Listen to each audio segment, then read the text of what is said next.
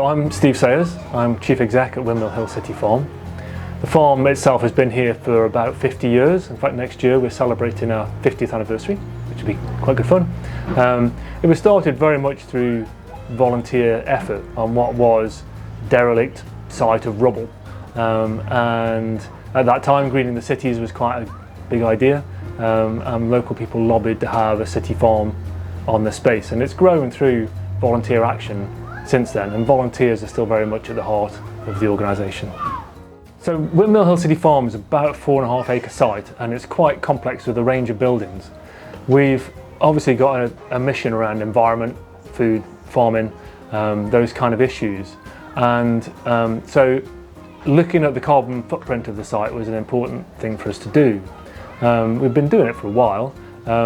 We discovered through Centre for Sustainable Energy, they gave us a survey that said that half of our carbon footprint comes from heating the buildings. So we thought, okay, if we can focus on decarbonising how we heat our buildings, then that's half our carbon footprint sorted. So the City Leap Fund was a great opportunity to look at what are the options around getting rid of those gas boilers and putting in different options, whether that's the obvious heat pump kind of solution, or given that there's a district heat network being installed literally through our grounds, is that a possibility to decarbonise our heating system? So the motivation was really around decarbonising the site, trying to get that lower footprint in terms of net carbon impact. So what's been fantastic with the City Leap Fund is the kind of progression we've been able to make step by step. So we started with a micro grant that just gave us a time and space to actually look at how we could tackle this problem.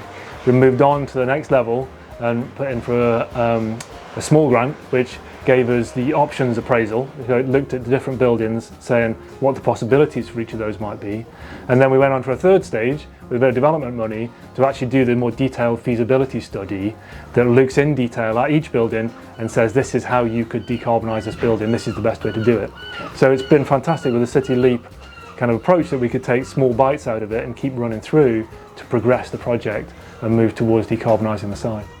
So it's been really helpful.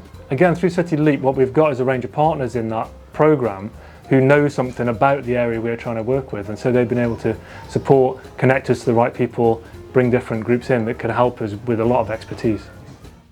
We found the process for applying to City Leap pretty straightforward, being honest. I mean, we are a professional organisation that do a lot of applications, so we're used to that kind of thing, but the questions were generally quite proportionate, and there wasn't an overload of admin around it, so that was quite pleasing, really. We've been really happy with City Leap as a funding source. It's been really supportive to us, so I'd recommend anybody have a go, yeah.